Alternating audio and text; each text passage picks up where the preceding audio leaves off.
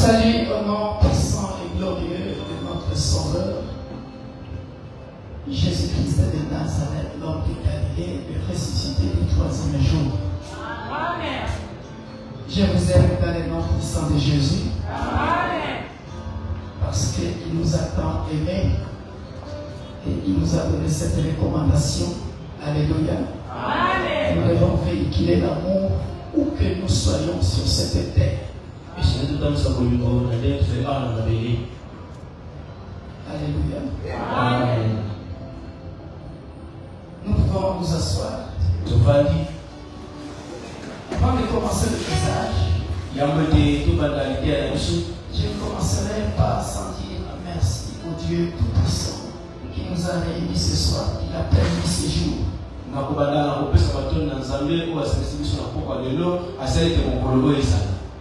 Et un grand merci à mon frère, le pasteur Richard José Tabazo Pamo. Et maintenant, le pasteur Tabazo Richard José Pamo. Son épouse Maman Ruth. Et puis toute ma famille ici et ma belle famille ici. L'église Bethany Miracle est devenue mon église. Amen. Voilà, Dieu va nous faire du bien. Merci pour vous qui êtes là. Pendant le peu de jours que Dieu va me permettre d'enseigner, je voudrais tout simplement nous enseigner quelque chose de très bien que j'ai écrit dans ces premiers livres que j'ai écrits.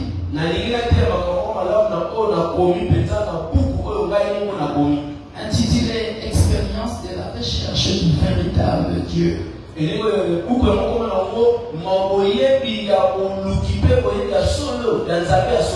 Je nous conseillerais d'acheter ça. Là-dedans, j'ai beaucoup parlé de la foi. Et c'est ce que je vais vous partager, bien aimé dans le Seigneur, pendant ces peu de temps que nous allons passer ensemble. Nous allons prier pour la parole. Dieu très haut, maître de l'univers visible et invisible, créateur des cieux et de la terre, nous voici dans ta présence. Ouvre nos yeux spirituels, les oreilles spirituelles. Accorde-nous une très bonne compréhension de ta parole, afin que quiconque qui manque la foi puisse grandir dans le processus de la foi et sur le chemin de la foi, et que la gloire revienne à toi. Seul je ne suis rien, je ne peux rien. Cher ami Saint-Esprit, toi qui es plus intelligent que moi, viens et enseigne dans les précieux mains glorieux de notre Sauveur et Seigneur Jésus-Christ. Toute l'assemblée, nous disons Amen. Amen. Alléluia. Amen. Vous avez donc la salutation ou les salutations de toutes nos églises.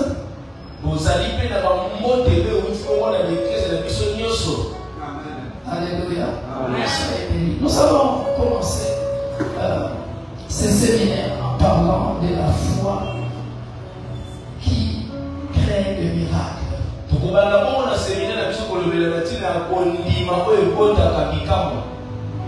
Et nous allons commencer par la définition. Et rien qu'au travers de la définition, nous comprendrons beaucoup de choses. Et tu vas te situer quelque part dans ta foi.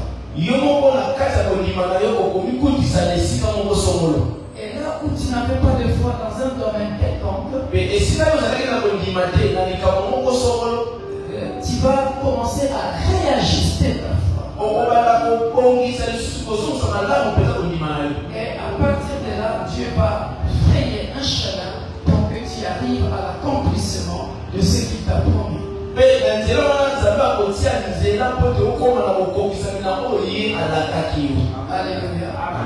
Je vous demanderai de m'excuser parce que j'ai des gens dans mon église qui ne parlent que français et d'autres langues. Je suis obligé de prêcher en français.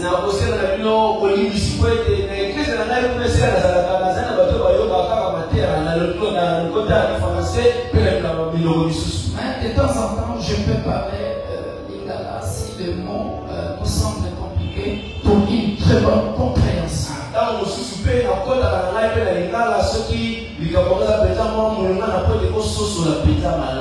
Alléluia. C'est très important parce que j'aime. Je ne sais pas comment expliquer ça, mais j'aimerais que nous puissions comprendre le spirituel. Les choses de Dieu ne sont pas de la blague. Aussi longtemps que tu négligeras le spirituel, bien-aimé dans le Seigneur, tu vas te moquer de Dieu. Et tu penseras que Dieu n'existe pas. Et tu penseras que Dieu est un menteur. Non, non, non. Dieu est vrai. Le Dieu que je sers, moi, il est vrai. Il est réel. Je l'ai palpé dans plusieurs domaines de ma vie. Donc quand je parle de Dieu, je parle du Créateur. Elohim.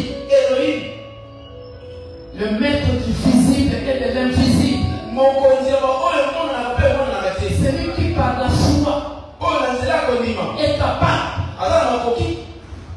de tirer quelque chose de l'inexistence et le ramener à l'existence. Mon histoire avec cette église était dans l'inexistence, était dans l'invisible, d'une manière qui dépasse l'entendement humain. Accroche-toi. Parce que quand j'ai commencé à donner le verset public, et c'est là où tu vas comprendre à partir de cette soirée de ne plus négliger les choses de Dieu, de ne plus négliger les enseignements. Je vais vous ouvrir les yeux ce soir. Je vais ouvrir votre compréhension. Ne plus prendre Dieu à la légère. Si tu viens ici à l'église pour accompagner quelqu'un, alors que la Bible dit le salut est individuel, tu échoueras lamentablement. Voilà pourquoi j'ai appelé ça, ce livre, une expérience. Une expérience. Je parlais de mon expérience. Comment tout Dieu m'a ramassé. Et je suis au jour d'aujourd'hui. Et où il va aller avec moi. Ça demande l'intimité avec le Saint-Esprit. Ça demande une relation personnelle avec Dieu. Répète avec moi, relation personnelle avec Dieu. Ce n'est pas ma relation avec toi, mon frère. Ce n'est pas ma relation avec quiconque que ce soit. Mais bien aimé dans le Seigneur, dans ce livre, je l'ai appelé le maître de la destinée. Je l'ai appelé le metteur en scène de ma vie. Dieu est le metteur en scène de ta vie. Dieu est le maître de ta destinée. Ce n'est que j'ai déjà commencé. Ce n'est que dans la profondeur. Dans la profondeur. Bien aimé dans le Seigneur. Pour avoir le minerai. Pour avoir le minerai, il faut creuser. Il faut creuser. Et quand tu vas creuser, et c'est là où tu vas trouver le minerai. Et quand tu trouveras ce minerai-là, il est à l'état brut. Il est à l'état brut. Il est comme un minerai. Tu es comme un minerai. Je parle à quelqu'un. Tu es comme un minerai. Je répète, tu es comme un minerai. Tant que tu ne creuseras pas. Tant que tu ne creuseras pas. Tu n'entreras pas en profondeur de la recherche de ta destinée. Tant que tu n'entreras pas en profondeur de la recherche du vrai Dieu. Celui qui a ta vie sur ses mains. Tu ne sauras pas qui tu es. Un prophète peut venir te dire qui tu es. Un prophète peut venir te dire qui tu seras. Mais ça demeure superficiel. Ça demeure superficiel. Bien-aimé dans le Seigneur, il faut creuser. Et tu creuses avec Dieu. Quelqu'un n'a pas compris. Tu creuses avec Dieu. Le pasteur est un guide. Il t'enseigne. Il te montre le chemin. Mais là où tu vis, le pasteur n'est pas là. Comment tu mènes ta vie, le pasteur n'est pas là. Et c'est ça la plus grande déception que nous avons dans nos églises. Est-ce que je me fais bien comprendre? Nous enseignons la parole de Dieu. Selon le livre de Timothée qui nous dit que la parole de Dieu, 3:16, qui dit ceci, la parole de Dieu est là pour nous enseigner, pour nous reprocher. Alléluia. Et lorsque vous creusez, en acceptant les reproches, en acceptant les enseignements, c'est là où le yeux spirituel commence à s'ouvrir. C'est là où les oreilles spirituelles commencent à s'ouvrir. C'est là où tu commences à creuser. Alléluia.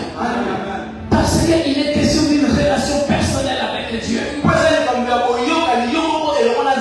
Je connais ma vie. Le sérieux que je mets dans les choses de Dieu. Et c'est à partir de là que ce que Dieu t'a promis s'accomplira. C'est réalisé. Ce n'est pas en allant à gauche, en allant à droite, en allant chercher les prophètes ici et là.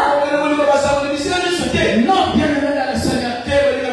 Lorsque tes yeux spirituels sont ouverts, lorsque tes oreilles spirituelles sont ouvertes, bien aimé dans le Seigneur, avant que le pasteur prêche, avant que le prophète prophétise sur toi, Dieu lui-même, grâce à votre relation, grâce à votre relation, parce que Dieu est parti dans la profondeur, cherche ce Dieu-là, il se révélera à toi.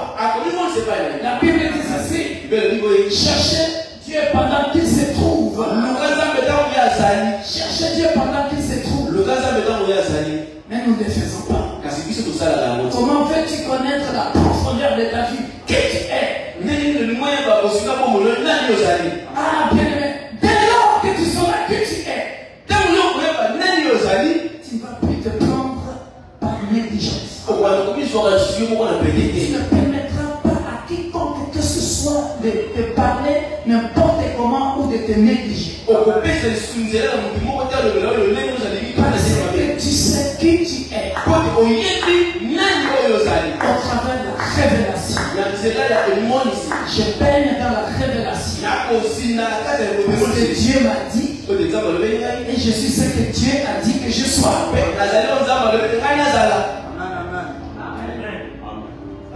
Et ça, personne d'autre ne peut te le dire. On peut te dire que tu seras prophète.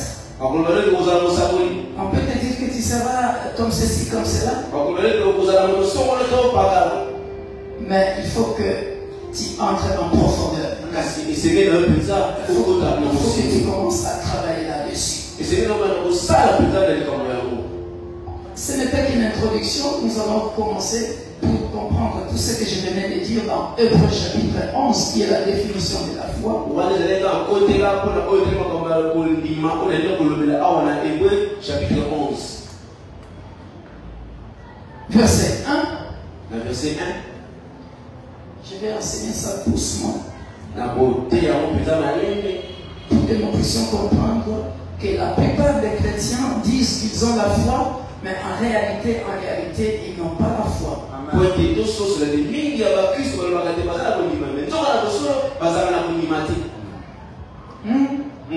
Je vous dis la vérité. La plupart des chrétiens, ils disent qu'ils ont la foi.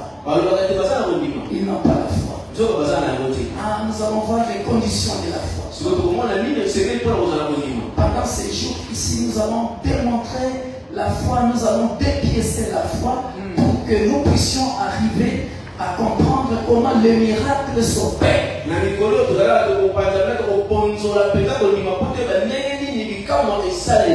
C'est parti. Or, la foi est une ferme assurance. Alléluia. Je m'arrête là. Or, la foi est une ferme assurance. Lorsque nous considérons le mot assurance, il y a beaucoup de nous ici, bien aimés dans le Seigneur. Ils disent qu'ils ont la foi. Mais rien qu'au début de la définition du mot foi, il manque l'assurance.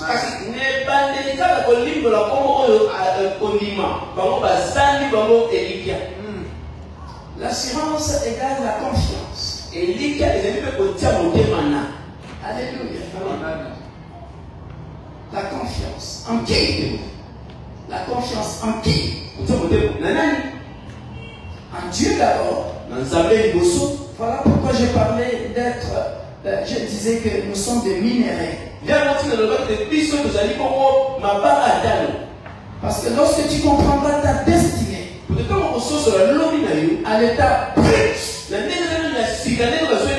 parce qu'un minéral a toujours été en état brut. Il faut les laver, les travailler. Je suis encore dans la définition. Et je suis en train de décortiquer la définition. Attachez vos ceintures. Sinon tu sortiras de ce séminaire sans rien capter.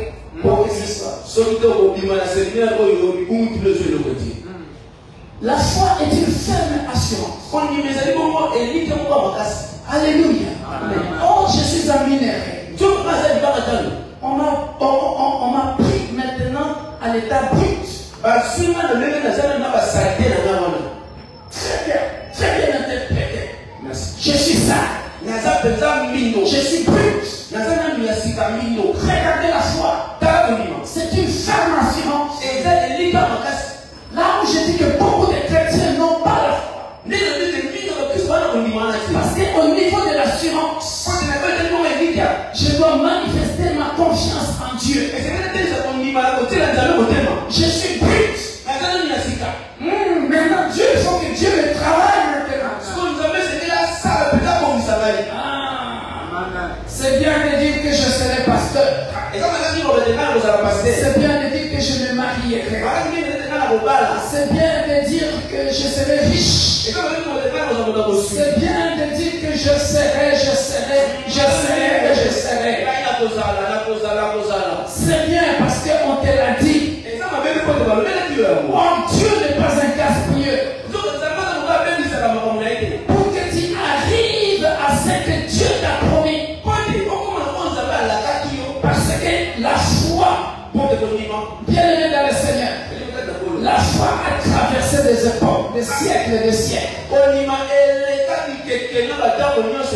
Il y a la foi du chrétien, parce que le chrétien connaît Dieu.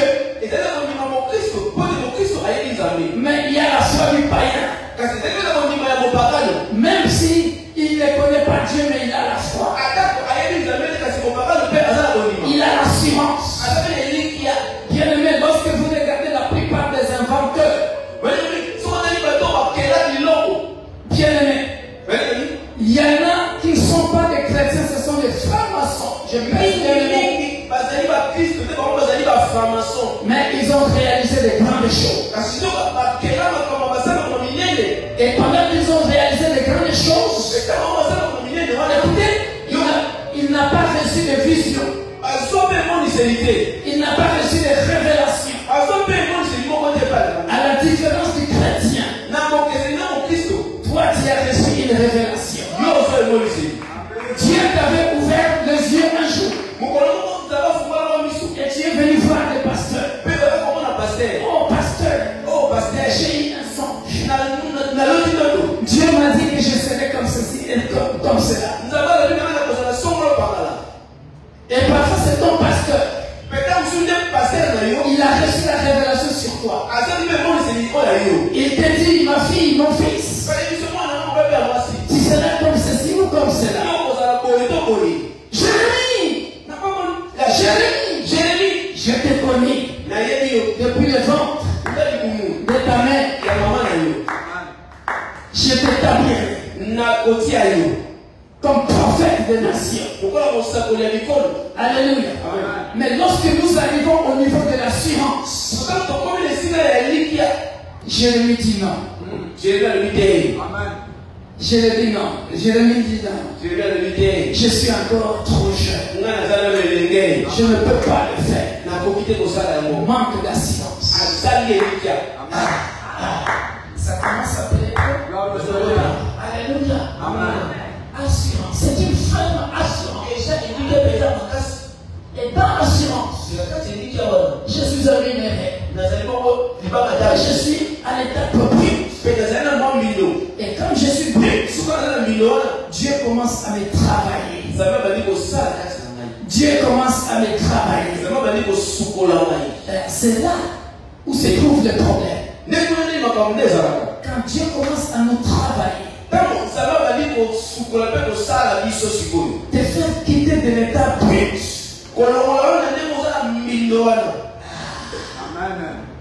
Pour devenir brut.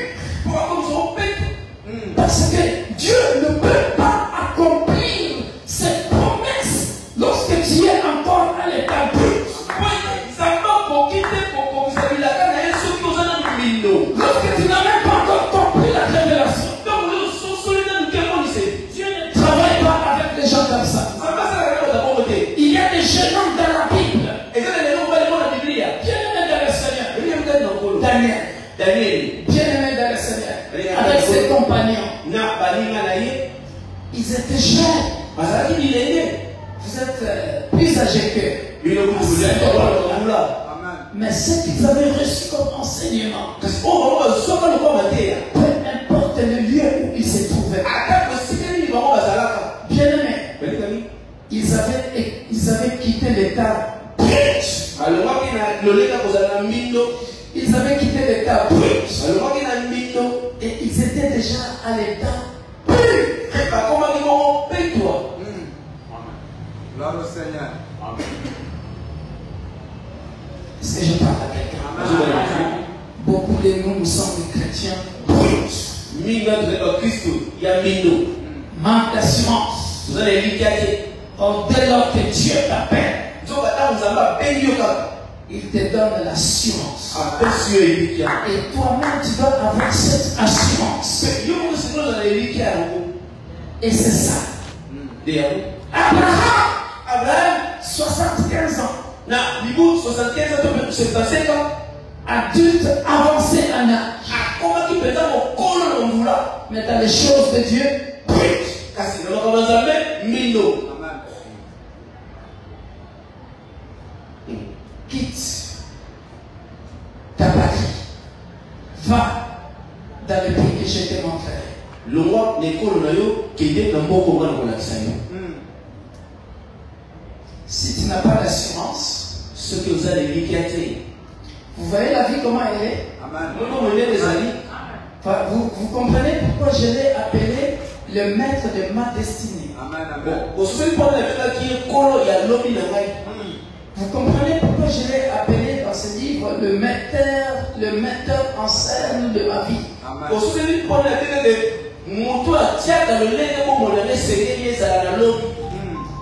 C'est compliqué. C'est dans l'invisible. Non mais, quitte ta patrie. Ça c'est du visible. Ça c'est du visible. Je connais ma patrie. Quitte ma tête. C'est visible. Je connais ma tête. Ah oui. Tous les points et repas de ma tête, c'est visible. Va dans le pays que je te montrerai. On t'a pas dit les noms. C'est dans l'invisible. Tu dois avoir l'assurance. Tu dois avoir la confiance. Je lui réveillerai. Oui.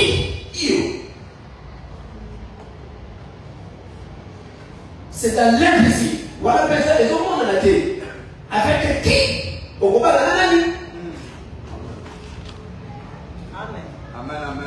Dans quelles conditions? C'est l'invisible. Le maître de la destinée. Le metteur en scène de ta vie. Qui est-ce que j'appelle le metteur en scène? C'est-à-dire, suivez lectrice de la Bible. Proverbe 20, verset 24. Proverbe 20, verset 24. Vous voyez que rien que la définition, ça me prend beaucoup de temps. Parce que je voulais que vous puissiez comprendre ça.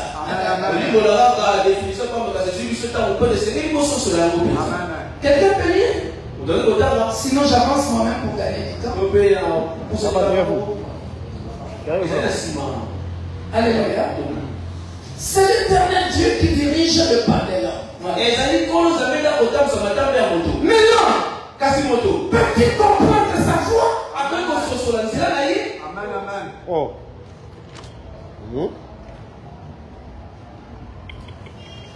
Talking to somebody here. I don't understand what I'm saying. Est-ce que vous comprenez ce que je suis en train de dire? C'est l'Éternel qui dirige le pas de l'homme. C'est encore marqué là-bas. Allez, faites de toutes les nations des disciples. Lisez ça juste en bas. Au verset 20. Il dit, et moi je serai avec vous jusqu'à la fin du temps.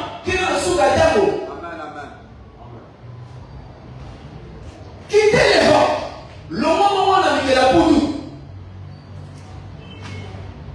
Voyez le metteur en scène? Regardez le metteur en scène. Rachel Pouella. Fils spirituel de pasteur José Tabazo Pam. Fils spirituel. Les pas sont dirigés en Europe. Arrivé là-bas, encadré par l'apôtre Victor Makonde. C'est l'Éternel qui dirige les pas de l'homme. Mais non, peut-il comprendre sa voix? Non. De Rachel. Je connais les pasteurs. Je descends. Je viens ici.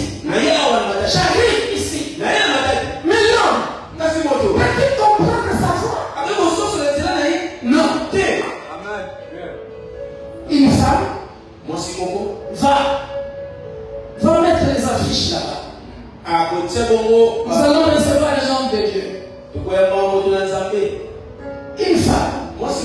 Toi, tu t'occupes de la nourriture de ce monsieur-là. C'est l'Éternel qui dirige le pas de l'homme. Mais l'homme peut-il comprendre sa voix? Une femme. Fais ça. Alléluia. Amen. Je parle encore plus loin. Ésaïe 55. Verset 6 à 8. La Bible dit ceci. Je suis encore dans l'assurance. Amen, amen. Alléluia. Amen. Ça, c'est notre texte de base. Et bien aimé le Seigneur, partout où Dieu dirigera tes pas, tu vas avoir de l'assurance. Parce qu'il va tirer de l'invisible. Son mariage était dans l'invisible. Sans qu'elle le sache. Sans que tu le saches. Ou je le sache. Mais lui qui dirige le pas de l'homme. Lui qui dirige le pas de l'homme. Il dit ceci. Ésaïe 55. 6 jusqu'en bas. Il dit ceci. Mes voix ne sont pas vos voix. Vos pensées ne sont pas mes pensées. Est-ce que je parle à terre? Amen, amen. Voilà pourquoi je prends l'intimité, la relation personnelle avec Dieu.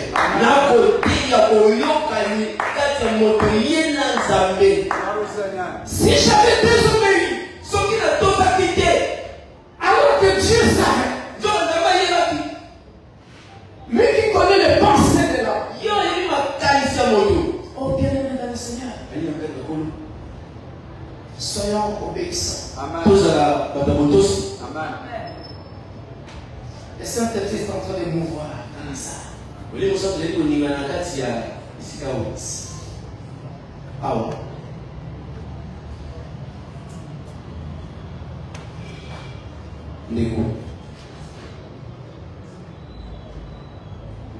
Écoute bien les enseignements, Dieu te parle.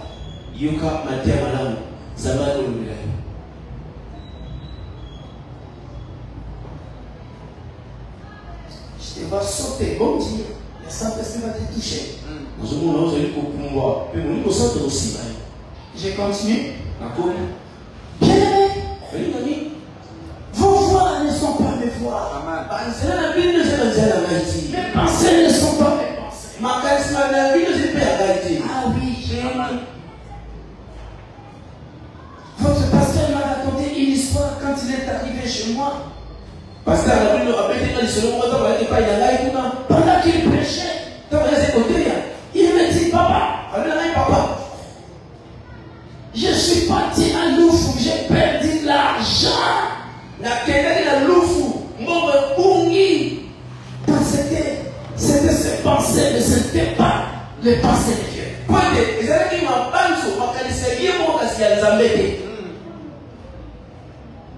Très souvent, nous faisons les choses selon nous-mêmes. Amen. Et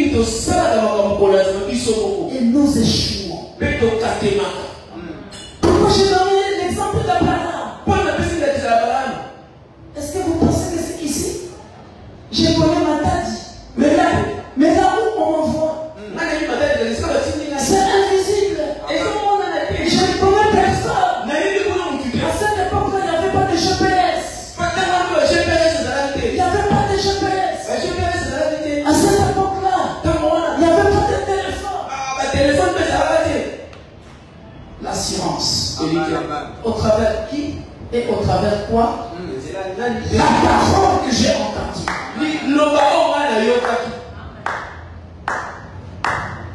La parole que j'ai entendue. Parce que la définition dit ceci. Une ferme assurance. Des choses qu'on espère. Une démonstration de celles qu'on ne voit pas.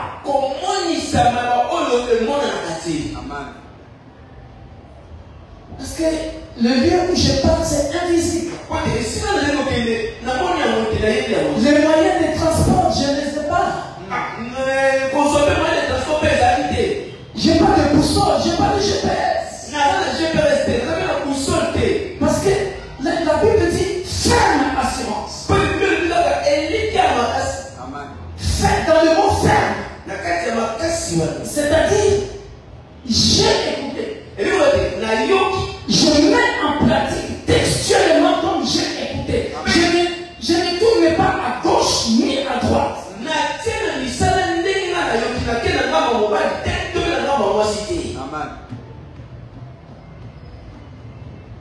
Mais les païens qui ne connaissent pas ces choses, il dit je fabriquerai une chaise. Je fabriquerai un téléphone. Je fabriquerai ceci ou cela. Et il arrive à fabriquer ça jusqu'au bout. Alléluia. Est-ce que je me fais bien comprendre? Il me reste combien de minutes? Hein? C'est fini, hein?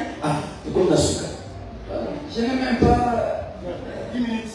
Ah, il nous reste 10 minutes, hein? Je vais continuer. Des choses qu'on espère. Une démonstration de celles qu'on ne voit pas. Bien aimé, dans la foi, il y a 3 mots clés. La science. Nous venons de comprendre ça. Maintenant, la démonstration. La démonstration. Bien aimé dans le Seigneur. À chaque fois que tu évolues avec Dieu, tu dois démontrer que tu avais compris le message. Alléluia. Amen. Psaume 32, versets 8 à 9. Très important. Psaume 32, 8 à 9. Ça va de pair avec Ésaïe 55. Si on a trouvé vite. Sinon, je le lis moi-même pour gagner du temps. Je t'instruirai. Psaume 32, Verset 8. verset 8 à 9, j'ai lu la parole de Dieu au nom de Jésus. Amen. Je t'instruirai et je te montrerai la voie que tu dois suivre. Alléluia. Je te conseillerai, j'aurai le regard sur toi. Amen. Ne soyez pas comme un cheval ou un mulet sans intelligence. C'est ça le problème que nous avons dans la foi. On le prie avec un frein et en montant, on le part afin qu'il ne s'approche point de toi. Parole du Seigneur. Amen. Alléluia. Amen. Quelqu'un a reçu une promesse de Dieu ici.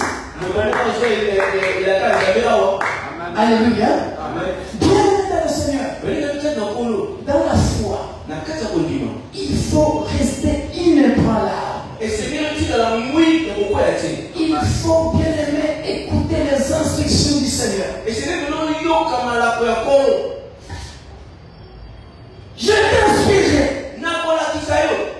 Pourquoi je parlais de 1 Timothée 3,16? Je te montrerai la voie que tu dois suivre. Alléluia. Amen. J'ouvre une parenthèse. Ecclésiaste vite, où je le lis moi-même, où je dis seulement, et puis je passe. Ecclésiaste chapitre 7, 14, 15. Ecclésiaste 7, 14, 15. La Bible dit là-bas, le malheur. Dieu a fait le malheur et le bonheur. Il a créé l'un comme l'autre. Parce qu'il a dit, dans le malheur, réfléchis. Dans le bonheur, réjouis-toi. Alléluia. C'est-à-dire ceci. Dans le chemin de la foi, j'ai reçu la parole de Dieu. Et pendant que j'ai reçu la promesse de Dieu, je suis venu dire à quelqu'un, tout ne sera pas rose. Tout ne sera pas rose. Dieu t'a promis le mariage. Dieu t'a promis un travail. Dieu t'a promis quoi que ce soit. Tu as la foi. Mais bien aimé de la Seigneur, dans le chemin de la foi, le malheur arrivera. Dans le chemin de la foi, Abraham a eu des complications. Dans le chemin de la foi, Abraham était obligé de quitter son pays pour descendre en Égypte. Mais ce n'était pas les instructions de Dieu. Parce que Dieu dit, lorsque Dieu te donne une promesse, écoute, je t'instruirai, je te montrerai la voie que tu dois suivre. Est-ce que vous commencez à comprendre que vous n'avez pas assez de foi? Parce que vous n'obéissez pas. Vous vous instruisez vous-même. Selon vos pensées, selon vos voies, mais non selon les instructions du Seigneur.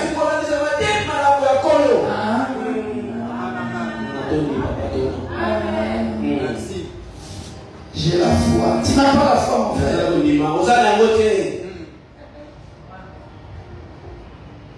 Quand Dieu dit c'est elle, c'est elle. Quand Dieu dit c'est lui, c'est lui.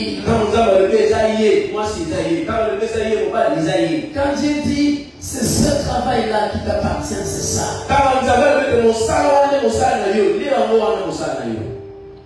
C'est je parle. Je t'instruirai. Je te montrerai la voie. Mais là, pendant que tu es en train de progresser, il y a le malheur.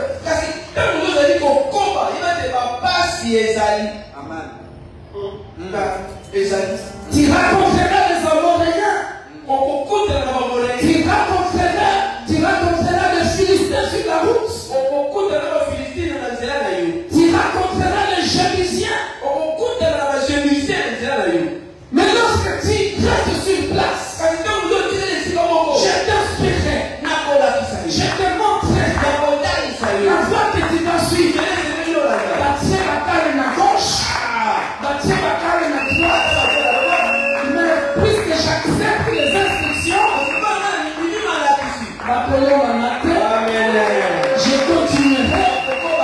La foi est une ferme assurance des choses qu'on espère, même si on n'a pas encore vu ça, même s'il y a le malheur, je reste là. Je reste là parce que le maître de la destinée, il connaît déjà les ennemis que j'ai rencontrés sur la route. Le maître de la destinée, il combattra les Philistins pour moi. Le maître de la destinée, il combattra les Amoréens pour moi. Le maître de la destinée, il combattra les ennemis pour moi. Sur le chemin de la foi.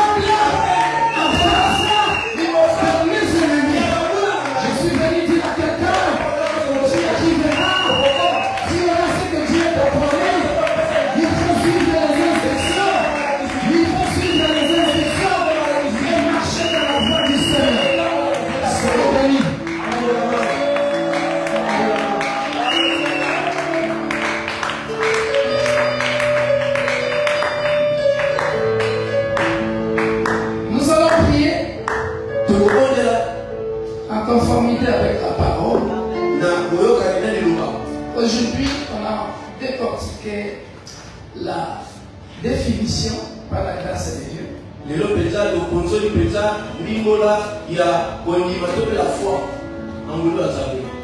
Alléluia. Amen. Tu as demandé quelque chose à Dieu. Dieu, tu l'as vu dans les révélations.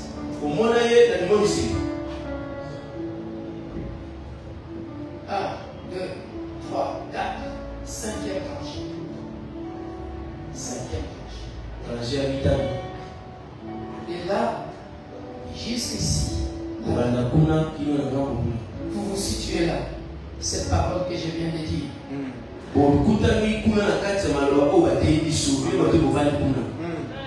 C'est toi, maman? Tu te retrouves là? Ok. Si tu as la foi, moi je vais seulement prier et Dieu fera. Voilà pourquoi j'avais dit au début, tout au long du message,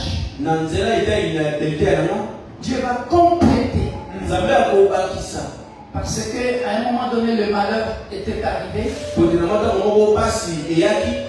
Et au lieu de suivre la voie de Dieu, tu te détournais de la voie de Dieu. Et Dieu me dit ceci. Je suis en train de voir un homme. Alléluia. Dieu est en train de t'équiper. Il est en train de t'équiper. Je te vois de l'état brut que tu étais. À un moment donné, tu n'as pas voulu accepter d'être purifié par les enseignements, par la parole. Parce que pour arriver à la destination, la foi, en d'autres termes, c'est la mise en pratique des instructions que tu reçois de la part de Dieu. Et tes habits étaient devenus déchiquetés. Et Dieu, au travers de ce message, vient réparer. Tu es un homme et une femme. Je te vois avec un sème de banane.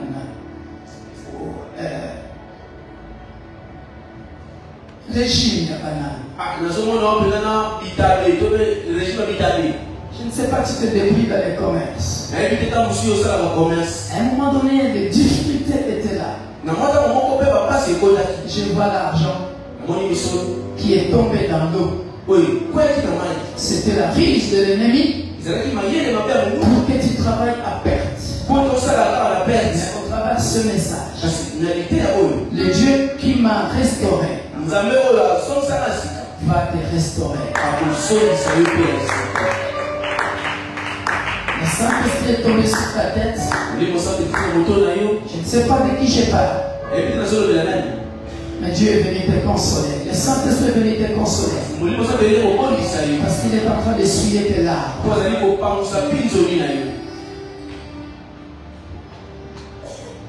Ici,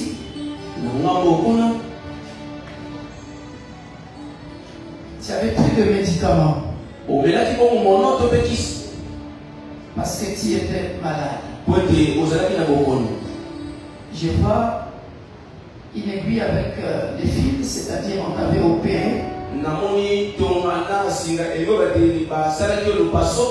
un moment donné, il y avait des complications par rapport à l'opération. Mais la main puissante de Dieu est venue tout cicatriser afin que toutes les douleurs te quittent.